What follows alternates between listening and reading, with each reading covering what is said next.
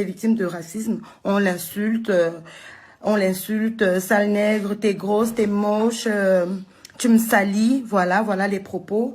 Et à plusieurs reprises, j'ai contacté l'établissement pour les rencontrer parce que ma fille rentre tous les jours, elle se plaint, maman.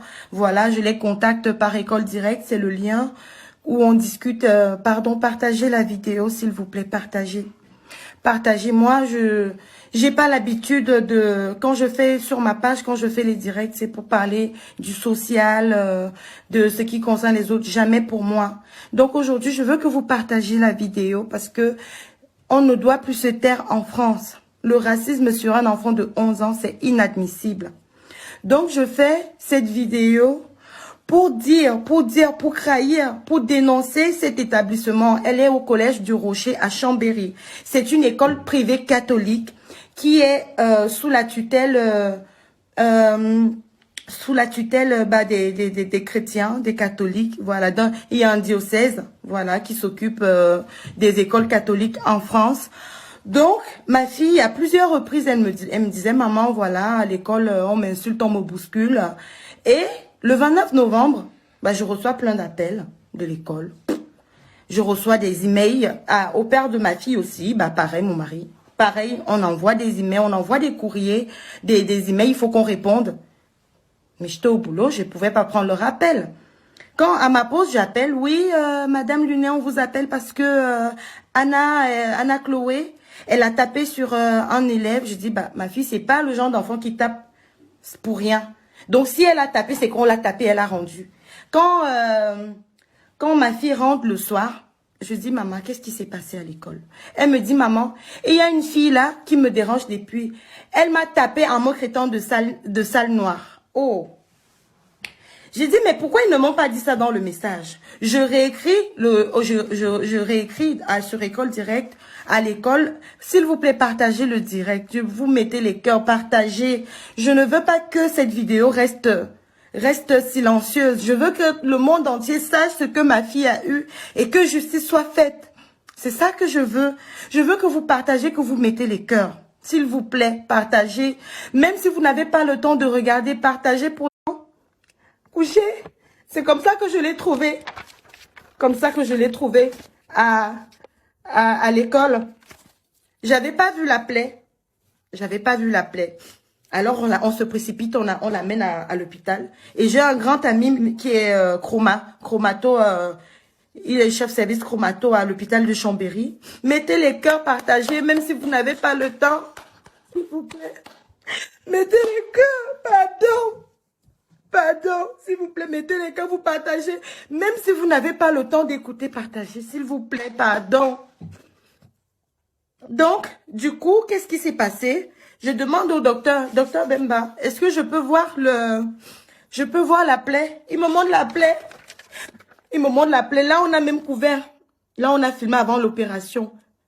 Le crou, donc à travers le crou là, je voyais l'œil. Donc, on enlève la peau, l'œil de mon enfant. J'ai crié, j'ai eu un malaise. J'ai eu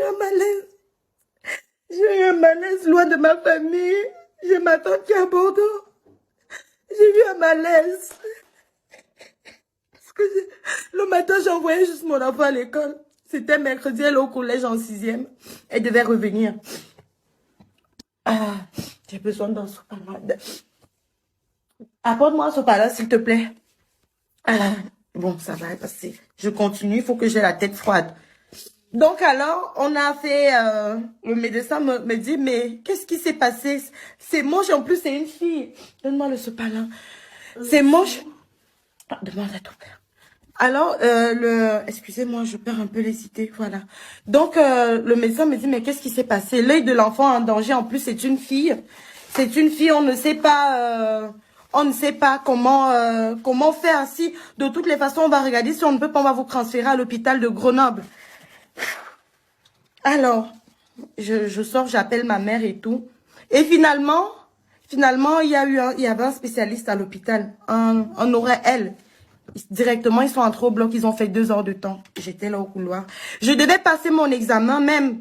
Je devais aller composer à 13h40 ce jour. Je suis pas allée passer mon examen. Parce que bon, il fallait que je sois là. J'ai appelé mon mari, le papa de l'enfant, pour qu'il vienne partager la vidéo, mettez les cœurs, partagez au maximum. Et il est venu et puis la petite, elle me sortait les paroles. Maman, je suis désolée. Je voulais pas que ça arrive. Maman, je suis désolée, je sais pas. Donc après l'anesthésie, on nous a libérés à l'hôpital, on est rentré. Avant ça, on a fait un scanner. On a vu qu'elle a une fracture au niveau du nez qu'on va soigner après cicatrisation. Voilà. Qu'on va soigner après cicatrisation. Donc après l'opération, ça donnait ça. Vous voyez? Voilà ma petite fille ici. Voilà ma petite fille ici. Voilà ma petite fille. Ça, c'est la photo qu'on a prise à la rentrée. Voilà, photo de classe. Et maintenant, vous voyez. Regardez. J'ai besoin que vous m'aidiez. J'ai besoin d'aide. S'il vous plaît. J'ai besoin d'aide. J'ai besoin d'aide parce que maintenant, je me réveille avec mon enfant comme ça. Vous voyez ça? Voilà mon bébé, quand elle était à la rentrée. Vous voyez, je l'ai eu à 16 ans, ma fille. À 16 ans, j'étais encore au collège. J'étais encore au collège quand je l'ai eu. Donc là où je suis là, j'ai besoin que ça ne reste pas impuni. Hier, j'ai porté plainte. Alors, je vous raconte la scène d'hier. Je me rends à l'école. C'était mercredi pour l'accident. Hier matin, jeudi, je me rends à l'école. Je me rends à l'école. Et qu'est-ce qui se passe? Je veux rencontrer le directeur de l'école. Je tombe sur la CPE, la responsable, voilà, des enfants. On appelle ça à l'école la vie scolaire. Je tombe sur elle. Je lui demande déjà à voir le lieu où ma fille elle est tombée. Elle me montre sur la cour et je vois que sur la cour, effectivement, il y a des bancs. Il y a une petite rigole. Donc, c'est un endroit où, normalement, les élèves sont censés se poser, pas pour courir, pour jouer. Donc, ma fille me dit que quand elle a eu l'accident, il y avait les surveillants sur la cour. Donc, forcément, ils ont vu ce qui s'est passé. Il y avait ses camarades. Et je demande à voir les caméras parce que on me dit qu'elle est tombée. Et ma fille me dit, maman, quand j'étais sur la cour de l'école, je jouais avec mes amis et il y a un qui m'a tapé en m'insultant. Oui, en m'insultant. Et j'ai couru, maman, comme tu m'avais dit, maman, j'ai couru pour aller, je partais trahir chez un surveillant parce que tu m'as dit de ne plus taper aussi si on me tape.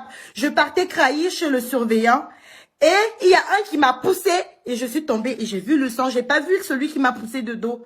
Voilà, c'est ce qui s'est passé. Donc, je dis à la dame que ma fille me dit qu'on l'a poussée, il y a le directeur qui se ramène. Je dis, bah, monsieur, je suis Madame Lunet, la maman de Anna Chloé, que voici. Donc, je veux savoir ce qui se passe. Je veux savoir ce qui s'est passé. Oui, bah, votre fille, elle avait un lacet défait et bah, voilà, elle est tombée, elle courait, c'était la sonnette. Au lieu d'aller en classe, elle courait. Je dis, bah, elle a que 11 ans. Je suis désolée. C'est un enfant, elle a que 11 ans. Donc, si l'enfant court après la sonnette, c'est normal. Mais c'est pas déjà ce qu'elle m'a dit parce qu'elle me dit, maman, il y a un camarade qui m'a tapé, il m'a insulté. Et comme tu m'as dit que dorénavant, dès que quelqu'un te fait quelque chose, tu cours vers l'enseignant, tu signales. Et elle courait pour aller signaler et on l'a poussée pour qu'elle... Et aujourd'hui, voilà le résultat. Et le